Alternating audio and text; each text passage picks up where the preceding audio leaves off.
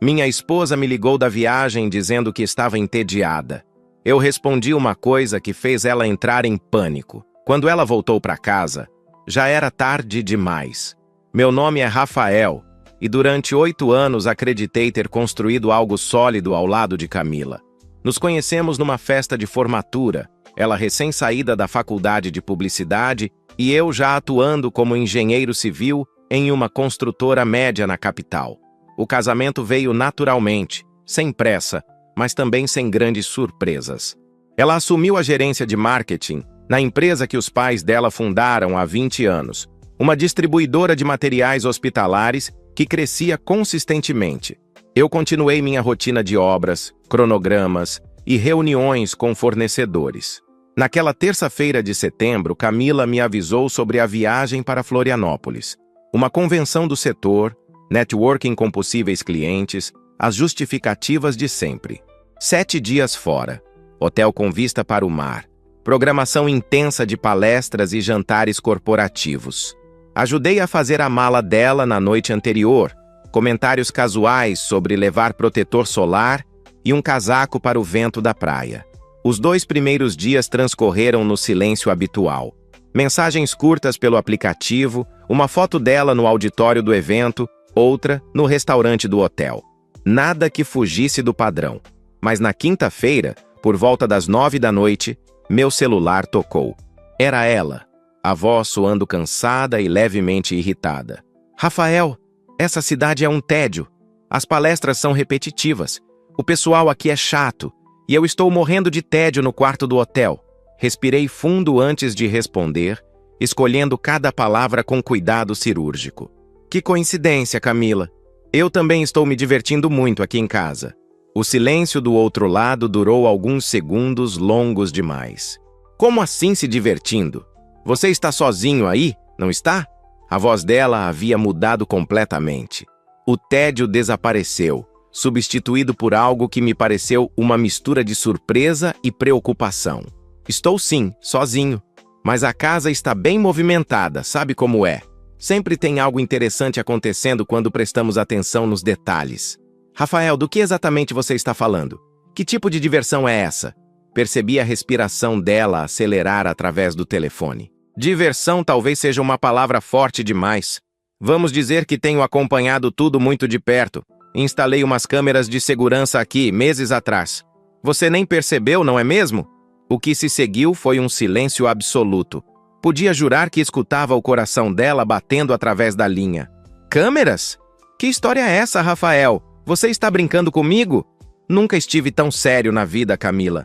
E posso te garantir, as gravações são de altíssima qualidade. Cada detalhe, cada movimento, cada visitante que entra nessa casa. Tudo registrado. Ela desligou sem dizer mais nada. Não precisei esperar nem 5 minutos. O telefone voltou a tocar, o nome dela piscando na tela. Atendi no 3º toque, mantendo a voz neutra e controlada. Rafael, para com essa palhaçada agora. Que câmeras são essas? Você está inventando coisas para me deixar nervosa. A tentativa dela de soar irritada não escondia o tremor na voz. Conhecia aquele tom. Era o mesmo de quando ela mentia sobre ter esquecido de pagar uma conta ou sobre ter arranhado o carro no estacionamento. Palhaçada? Camila, você realmente acha que eu brincaria com um assunto desses? Tenho 4 câmeras espalhadas pela casa. Uma na sala principal, outra no corredor, uma na cozinha e a última no escritório. Todas com áudio, gravação contínua e armazenamento em nuvem. Eu podia ouvir a respiração dela ficando irregular. Mas por quê? Por que você faria isso sem me contar? Isso é invasão de privacidade, Rafael. Você não tem direito. A indignação fabricada quase me fez rir. Preferi manter o tom sério, cirúrgico mesmo. Instalei há 3 meses, logo depois que comecei a notar certas mudanças no seu comportamento. Reuniões que se estendiam demais, mensagens que você apagava rapidamente, aquele perfume diferente que não era o seu de sempre. Resolvi observar antes de acusar. Que mudanças? Rafael, você está ficando paranoico. Eu trabalho muito, você sabe disso. As mensagens são do trabalho e o perfume era um teste de uma nova linha que a empresa ia distribuir. As desculpas saíam atropeladas, rápidas demais para serem verdadeiras. Então me explica uma coisa, Camila. Por que seu irmão Ricardo esteve na nossa casa anteontem? Ele chegou por volta das 10 da manhã e saiu apenas no meio da tarde. Vocês dois passaram horas no escritório, mexendo em papéis, documentos, conversando sobre coisas bem interessantes. O silêncio que se instalou foi denso, pesado. Podia imaginar o rosto dela empalidecendo. Ricardo? Ele deve ter ido pegar algo que eu pedi. Não tem nada demais nisso. Ele é meu irmão. Pegar algo? Camila, nas gravações dá para ouvir perfeitamente a conversa de vocês. Números, valores, contas bancárias. Vocês estavam revisando extratos, calculando quantias. E meu nome foi mencionado várias vezes. Quer me explicar o motivo? Rafael, eu posso explicar tudo quando voltar. Isso não é assunto para discutir por telefone. Vou tentar adiantar minha volta, pegar um voo amanhã mesmo. A voz dela estava completamente diferente agora. O pânico havia tomado conta. Não precisa se apressar. Aproveite a convenção até o final. Afinal, você merece esse descanso depois de tanto trabalho duro. Tenho certeza que temos muito tempo para conversar quando você voltar no domingo conforme planejado. Mas, Rafael... Boa noite, Camila. Descanse bem. Desliguei antes que ela pudesse continuar. Minha mão tremia levemente, segurando o aparelho. Respirei fundo, olhando para o notebook aberto na mesa do escritório, a tela mostrando o painel de acesso às câmeras. Sabia exatamente o que tinha descoberto. E sabia que ela também acabara de entender que seu plano estava desmoronando. Tudo começou numa manhã de junho, 3 meses antes dessa viagem maldita. Camila estava no banho quando o celular dela vibrou na mesa de cabeceira. Normalmente eu jamais olharia, mas a frequência daquelas notificações era estranha. 5 mensagens seguidas em menos de 2 minutos. Peguei o aparelho sem pensar muito e vi o nome de Ricardo na tela, com trechos das mensagens aparecendo nas notificações. Precisamos resolver isso logo. Não dá mais para esperar. Aquela frase ficou martelando na minha cabeça o dia inteiro. Resolver o quê? Esperar o quê? Ricardo era apenas 2 anos mais novo que Camila, trabalhava no departamento financeiro da empresa dos pais e sempre me pareceu um sujeito meio apagado, sem muita iniciativa própria. Por que ele estaria mandando mensagens tão urgentes para minha esposa? Comecei a reparar em outros detalhes. Camila passou a sair mais cedo de casa, alegando reuniões matinais que nunca tinha tido antes. Chegava em casa com um cansaço que parecia exagerado para quem passava o dia em escritório. Uma tarde, ao abraçá-la, senti um perfume masculino suave na blusa dela. Quando perguntei, ela respondeu que tinha almoçado com fornecedores e provavelmente era de algum deles. A gota d'água veio 2 semanas depois. Fomos jantar na casa dos meus sogros. Uma sexta-feira normal. Durante a sobremesa, o pai dela comentou algo sobre relatórios trimestrais atrasados. Ricardo, você precisa me entregar aqueles balanços até segunda. Estou preocupado com algumas inconsistências que o contador mencionou. Vi Ricardo e Camila trocarem um olhar rápido, quase imperceptível. Mas eu vi. E percebi o jeito como ela mudou de assunto rapidamente, fazendo uma pergunta sobre a viagem que os pais planejavam para o litoral. Foi naquela noite, dirigindo de volta para casa, que tomei a decisão. Amor, você acha que seus pais estão bem? Seu pai parecia meio preocupado hoje. Camila olhou pela janela, evitando meu olhar. São coisas da empresa, Rafael. Meu pai fica neurótico com detalhes às vezes. Não é nada sério. A naturalidade com que ela mentiu me assustou mais do que a própria mentira. No dia seguinte, sábado de manhã, fui até uma loja especializada em equipamentos de segurança. O vendedor era um rapaz jovem, eficiente. Preciso de um sistema discreto, que grave tudo em alta definição e armazene na nuvem. Quero poder acessar de qualquer lugar. Residencial ou comercial? Residencial. E precisa ser invisível. Ninguém pode perceber que está sendo filmado. Ele me mostrou modelos pequenos, alguns disfarçados em objetos comuns. Escolhi 4 unidades, com instalação profissional agendada para a terça-feira seguinte. Camila tinha uma viagem de um dia para outra cidade naquele dia, apresentação para um cliente novo. Perfeito. O técnico levou 3 horas para instalar tudo. Testamos cada ângulo, cada microfone. Quando Camila chegou em casa naquela noite, tudo estava exatamente como ela havia deixado. Nenhum objeto fora do lugar, nenhum sinal de que nossa casa agora tinha olhos e ouvidos eletrônicos registrando cada momento. As primeiras semanas foram frustrantes. Nada além de rotina, limpeza, eu mesmo andando pela casa. Cheguei a pensar que estava enlouquecendo, criando problemas onde não existiam, até aquela quinta-feira em que Ricardo apareceu. Estava numa reunião com empreiteiros quando recebi a notificação no celular. Movimento detectado na sala de estar, 10h15 da manhã. Camila estava em Florianópolis, eu estava no canteiro de obras a 20 quilômetros de casa. Senti o estômago apertar. Pedi licença, fui até o carro e abri o aplicativo das câmeras. Ricardo entrou pela porta da frente usando uma chave. Minha chave reserva que ficava guardada na gaveta do criado mudo de Camila. Ele olhou ao redor com cuidado, como se checasse se estava realmente sozinho, e caminhou direto para o escritório. Aumentei o volume do fone de ouvido, as mãos suando frio enquanto segurava o celular. Ele ligou para alguém. Pelo viva voz, reconheci a voz da minha esposa. Já estou aqui. Você tem certeza que ele não volta antes das 6? A voz de Camila soou tensa através do alto-falante do telefone dele. Tenho. Rafael está supervisionando aquela obra na Zona Sul hoje. Pega tudo que precisa e sai logo daí, Ricardo. Não podemos vacilar agora. Assisti enquanto ele abria as gavetas do escritório, remexendo papéis, fotografando documentos com o celular. Pegou meu talão de cheques antigo, aquele que eu nem usava mais. Retirou minha carteira de identidade e CPF das pastas de documentos importantes. Ficou ali por quase 40 minutos, metódico, organizando tudo numa pasta executiva que trouxera. Depois ele voltou para a sala, sentou no sofá e fez outra ligação. Consegui os documentos todos. Amanhã vou ao banco fazer a abertura da conta. Com a procuração falsificada e esses documentos, vai parecer que foi o Rafael mesmo quem autorizou tudo. Do outro lado, a voz de Camila soou aliviada. Ótimo. Quanto você acha que conseguimos transferir antes de alguém notar? Ricardo riu, um som que me deixou nauseado. No mínimo 300 mil. Talvez mais. Nosso pai confia cegamente nos relatórios que eu apresento. Ele nem desconfia que tenho alterado os números há meses. Quando descobrirem o rombo, todas as evidências vão apontar para seu marido.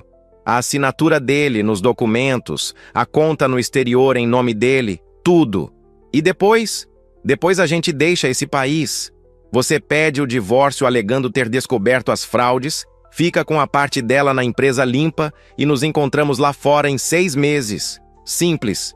Minha mão tremia tanto que quase derrubei o celular. Respirei fundo, tentando processar o que acabara de ouvir.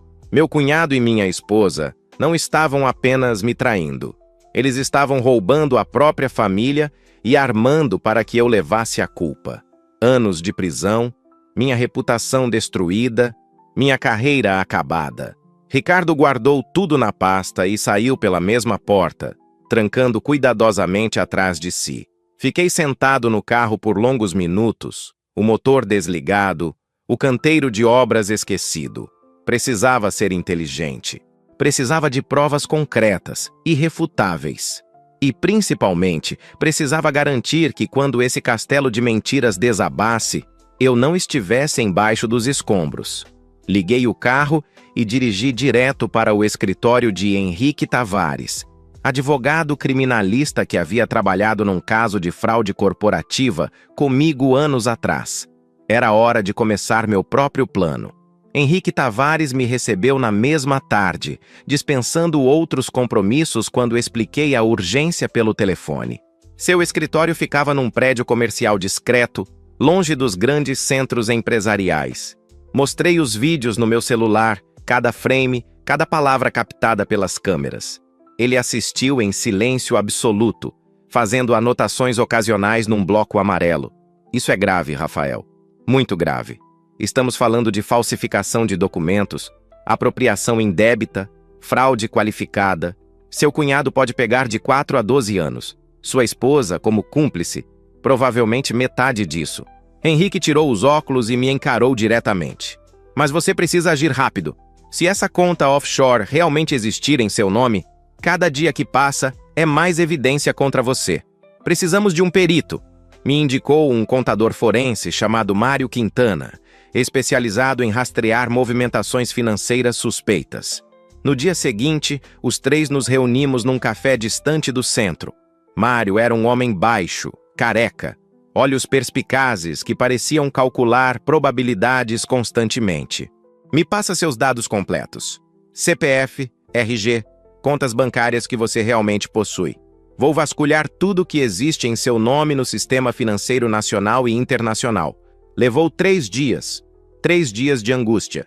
Trabalhando no automático, fingindo normalidade, enquanto Camila me mandava mensagens casuais de Florianópolis. Fotos de praias, reclamações sobre palestras chatas, nada que denunciasse o desespero que eu sabia que ela sentia. Na sexta-feira, Mário me ligou. Encontrei. Banco nas Ilhas Cayman. Conta aberta há 2 meses em seu nome. Quem fez isso foi muito profissional. Usou seus documentos reais. Mas cometeram um erro. Que erro? A assinatura digital não bate perfeitamente com a sua verdadeira. É sutil, mas um perito grafotécnico vai identificar na hora. Além disso, os depósitos vêm todos de uma mesma fonte, transferências da empresa dos seus sogros disfarçadas como pagamentos a fornecedores fantasmas. Quanto tem lá? 340 mil reais. Mais 50 mil dólares já convertidos. Senti o sangue gelar nas veias. Era ainda pior do que imaginara. Henrique assumiu o comando da situação com precisão militar. Segunda de manhã, vamos à Polícia Federal. Mas antes, sugiro você conversar com seus sogros. Eles merecem saber que estão sendo roubados pelos próprios filhos e precisamos da cooperação deles para fortalecer o caso. Passei o fim de semana ensaiando mentalmente como contaria aquilo para Sebastião e Marta. No sábado à noite, pedi para encontrá-los num restaurante afastado, longe de olhares conhecidos. Levei meu notebook com todas as gravações. Sebastião, Marta, preciso mostrar uma coisa muito difícil para vocês. Mas é importante que vejam antes que seja tarde demais. Marta segurou a mão do marido enquanto assistiam. Vi o rosto de Sebastião mudar de cor 3 vezes durante os vídeos. Quando terminaram, ele estava em pé, os punhos cerrados, a voz embargada. Meus próprios filhos, minha própria filha. Como puderam? Marta chorava silenciosamente. Me levantei, dei espaço para eles processarem. Sebastião respirou fundo várias vezes antes de falar novamente. O que você precisa de nós, Rafael? Precisava saber que quando tudo isso explodisse, eu não estaria sozinho enfrentando os destroços de uma família que nunca foi realmente minha. Depois daquela ligação na quinta-feira, Camila começou uma verdadeira maratona de tentativas para voltar mais cedo. A primeira mensagem chegou às 7 da manhã de sexta. Rafael, consegui encaixar todas as reuniões importantes para hoje. Acho que posso pegar um voo à tarde e estar aí à noite. O que você acha? Tomei meu café com calma antes de responder, escolhendo cada palavra como se fosse uma peça de xadrez. Não precisa se apressar, amor. Você foi até Florianópolis para essa convenção. Aproveita até o final. Networking é importante para sua carreira, lembra? A resposta dela veio em segundos. Mas eu quero ir para casa. Estou com saudades. Podemos conversar melhor pessoalmente sobre tudo. Sobre tudo o quê, Camila? Está tudo bem aqui. A casa está em ordem, nada para se preocupar. 2 horas depois, outra investida. Dessa vez por ligação. Amor, falei com a organizadora do evento. Posso dispensar as palestras de sábado sem problema.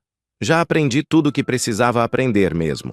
A voz dela tentava soar casual, mas eu percebia a ansiedade mascarada por trás de cada sílaba. Camila, você disse que essa convenção era crucial, que ia conhecer potenciais distribuidores grandes. Desistir no meio não passa uma imagem ruim? Silêncio. Depois um suspiro forçado. Você tem razão. É que eu realmente estou com saudades suas. Não é só por causa das câmeras, juro. Eu sei que não é só por causa das câmeras. Relaxa. Aproveita a praia amanhã. Quando foi a última vez que você viu o mar?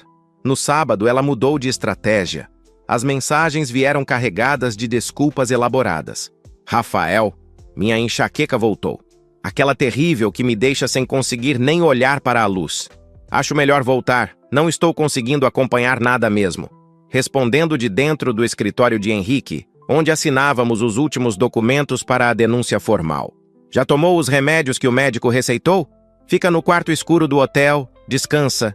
Se piorar muito, procura um hospital aí mesmo. Mas não viaja se sentindo mal, pode ser perigoso.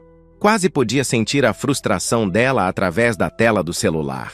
No domingo de manhã, véspera do retorno programado, ela fez a última tentativa desesperada.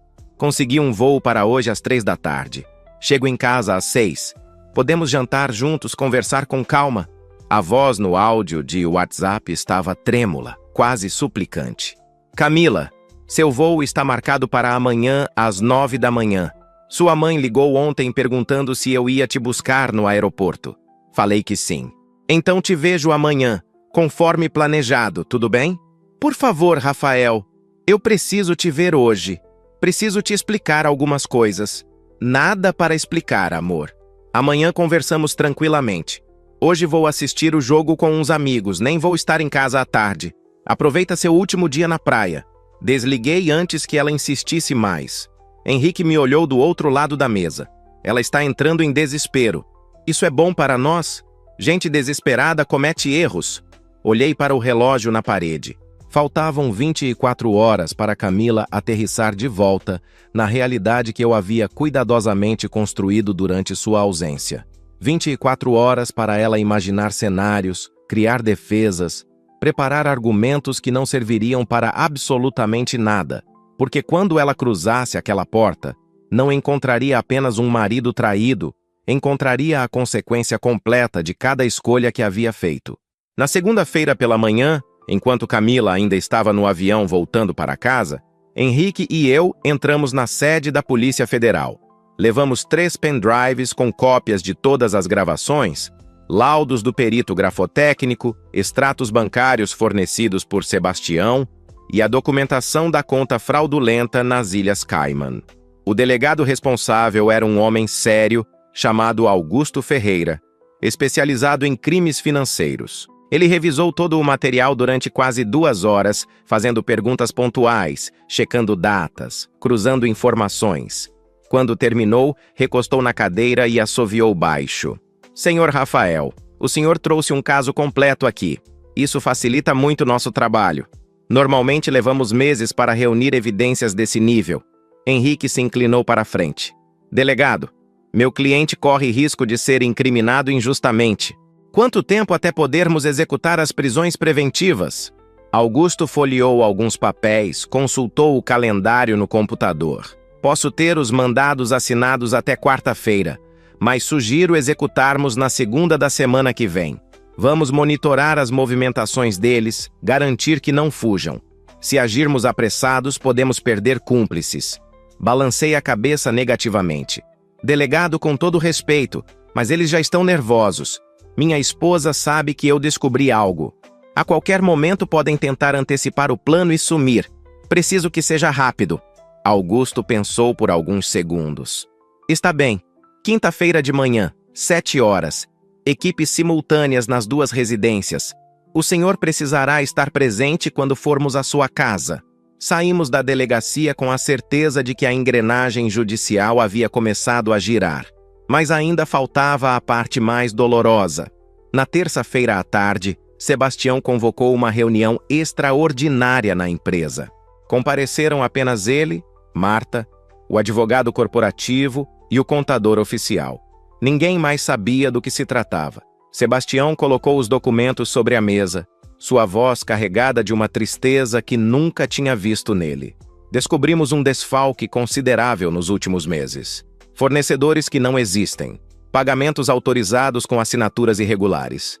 Estamos acionando a auditoria externa imediatamente. O contador empalideceu. Senhor Sebastião, isso é muito grave. Precisamos comunicar os órgãos competentes. Já comunicamos. A investigação está em andamento. Enquanto isso, quero acesso bloqueado de Ricardo a qualquer sistema financeiro da empresa. Imediatamente. Marta complementou, a voz firme apesar dos olhos vermelhos. e Camila ficará afastada temporariamente de suas funções até esclarecermos sua participação ou não nessa situação. Assumo pessoalmente o departamento de marketing. O advogado corporativo anotava tudo freneticamente. Vou preparar as notificações internas, mas precisamos de discrição absoluta. Se isso vazar antes da hora, os responsáveis podem destruir evidências. Quando saí daquela sala, carregava uma pasta com procurações que Sebastião havia assinado, transferindo temporariamente o controle acionário da empresa para um conselho administrativo independente. Ele estava protegendo o legado que construiu, mesmo que isso significasse expor a podridão dentro da própria família. Na quarta-feira à noite, véspera do dia marcado, me encontrei com Henrique uma última vez. Amanhã às 7, tudo muda. Você está preparado para encarar Camila sendo presa na sua frente? Olhei pela janela do escritório dele, as luzes da cidade piscando indiferentes ao drama que se desenrolaria em poucas horas. Há 3 meses eu não estava preparado nem para desconfiar dela. Agora estou preparado para vê-la pagar por tudo que tentou fazer comigo. Quinta-feira, 6h40 da manhã. Ouvi o carro de Camila estacionar na garagem. Ela tinha voltado de Florianópolis na segunda, e desde então vínhamos mantendo uma convivência gelada, cada um fingindo normalidade enquanto a tensão crescia a cada hora. Eu sabia o que aconteceria em 20 minutos. Ela não fazia ideia. Camila entrou pela cozinha, colocou a bolsa sobre a bancada. Parecia cansada, os olhos fundos de quem não dormia direito há dias. Antes que ela pudesse falar qualquer coisa, a campainha tocou. Ela me olhou franzindo a testa. Quem seria a essa hora? Levantei devagar, caminhando até a porta. Sebastião e Marta estavam na sala, já aguardando há 15 minutos. Tinham chegado antes, conforme combinado. Quando abri, Camila apareceu atrás de mim e congelou. Pai! Mãe! O que vocês estão fazendo aqui tão cedo? Sebastião não respondeu. Apenas apontou para a sala com um gesto seco. Camila entrou, viu os pais sentados no sofá, rostos fechados, e então me olhou buscando alguma explicação. Fechei a porta e encostei nela, bloqueando qualquer saída. Senta, Camila. Marta falou com uma voz que eu nunca tinha ouvido antes, dura como pedra. Não quero sentar. Alguém vai me explicar o que está acontecendo aqui? Camila tentou manter a firmeza, mas a voz tremia levemente. Sebastião se levantou, puxou uma pasta de couro da lateral do sofá e jogou sobre a mesa de centro. Documentos se espalharam. Extratos bancários, prints de conversas, fotografias ampliadas das câmeras de segurança mostrando Ricardo em nossa casa. Reconhece isso? O rosto de Camila perdeu toda a cor. Ela pegou um dos papéis com mãos trêmulas, leu rapidamente e deixou cair como se queimasse. Pai, eu posso explicar. Não é o que parece. O Rafael está distorcendo tudo, ele... Camila! Marta gritou, se levantando também. Você roubou da sua própria família, falsificou documentos e ia colocar seu marido na cadeia para encobrir seus crimes. Como ousa ficar aí inventando desculpas? Não foi ideia minha. Foi o Ricardo que planejou tudo. Eu só... Só o quê? Só ajudou? Só foi cúmplice? Só traiu todo mundo que confiou em você?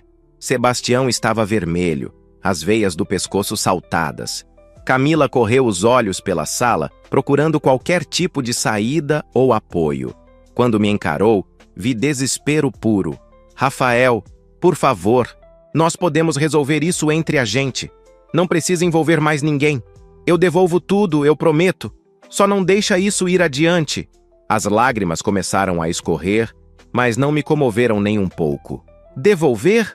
Camila, você planejou me destruir. Ia me deixar preso. Minha vida arruinada, enquanto fugia com o dinheiro roubado dos seus próprios pais. E agora quer resolver entre a gente? Dei 2 passos em direção a ela. Sabe qual é a diferença entre você e eu?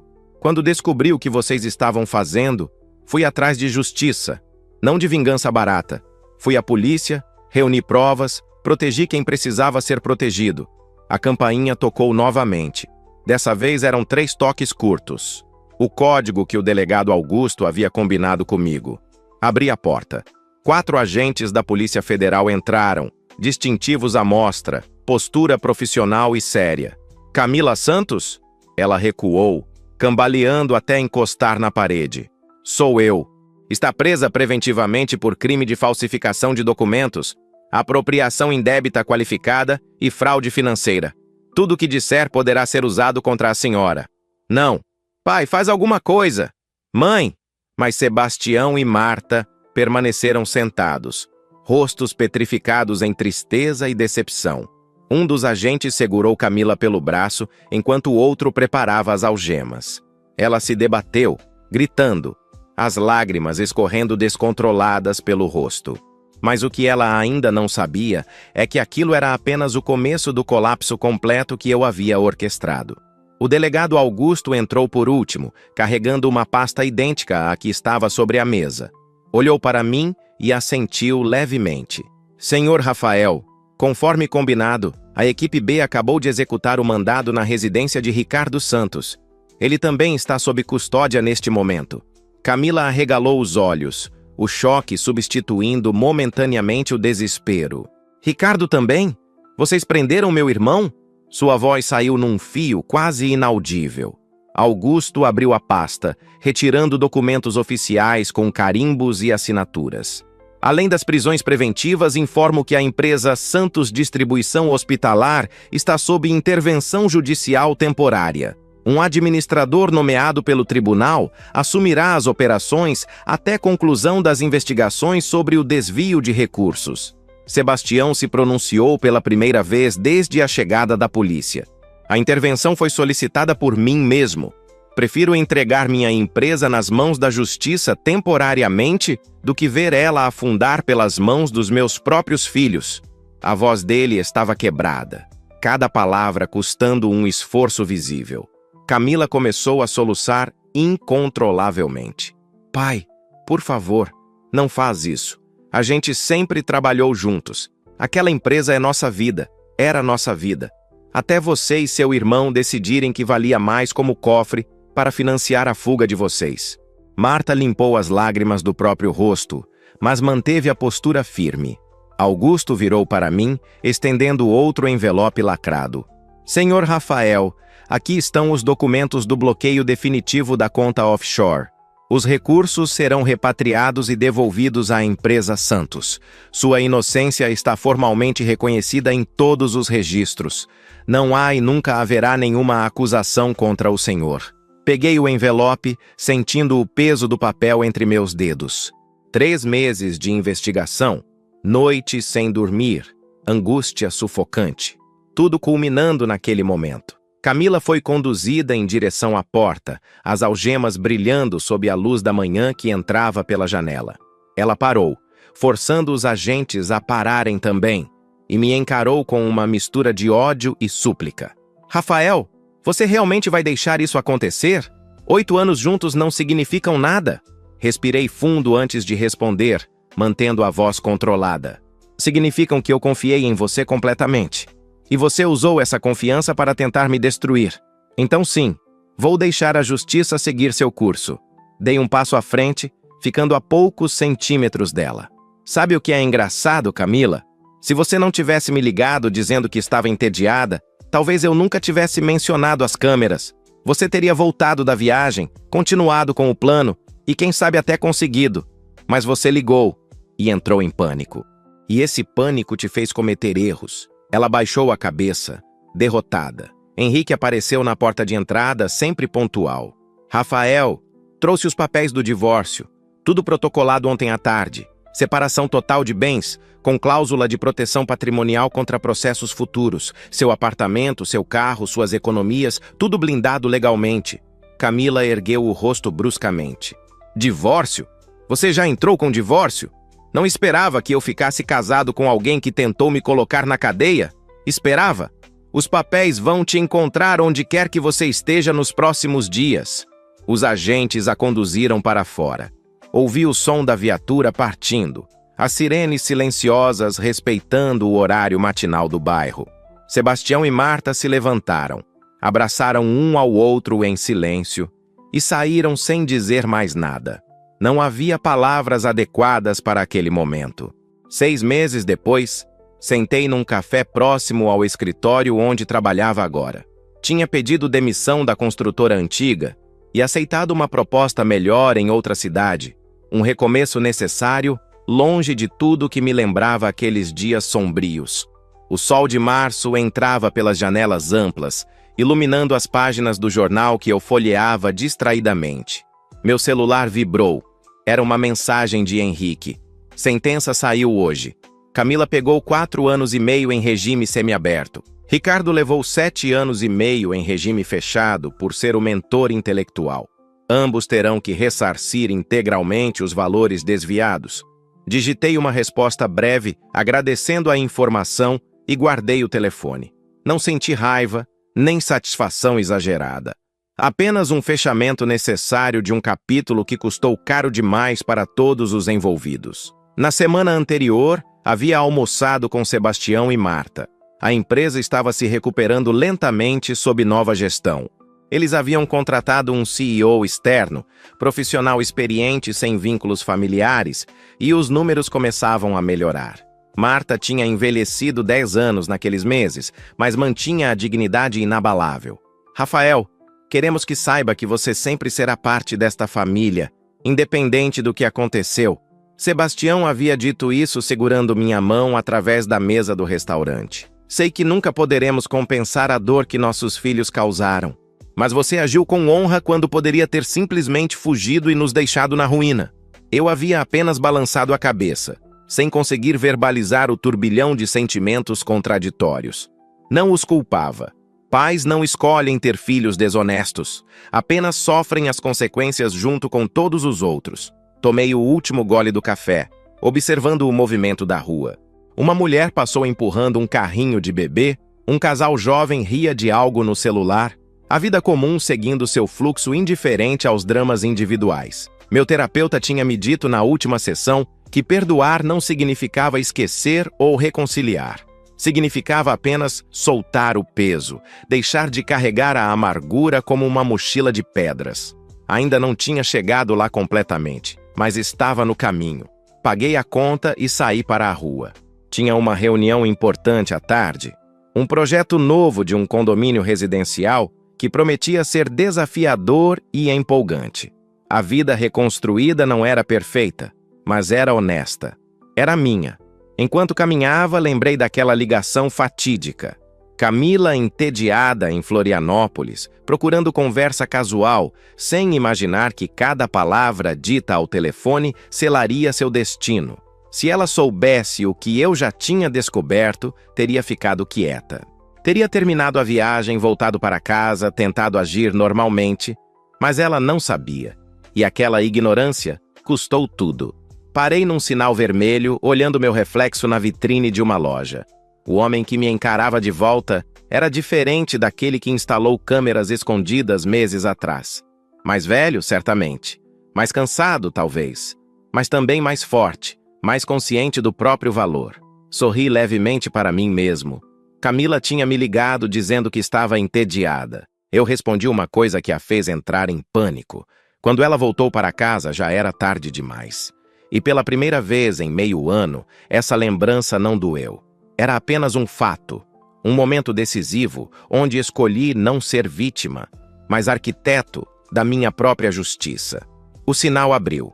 Atravessei a rua em direção ao futuro que eu mesmo estava construindo, tijolo por tijolo, escolha por escolha.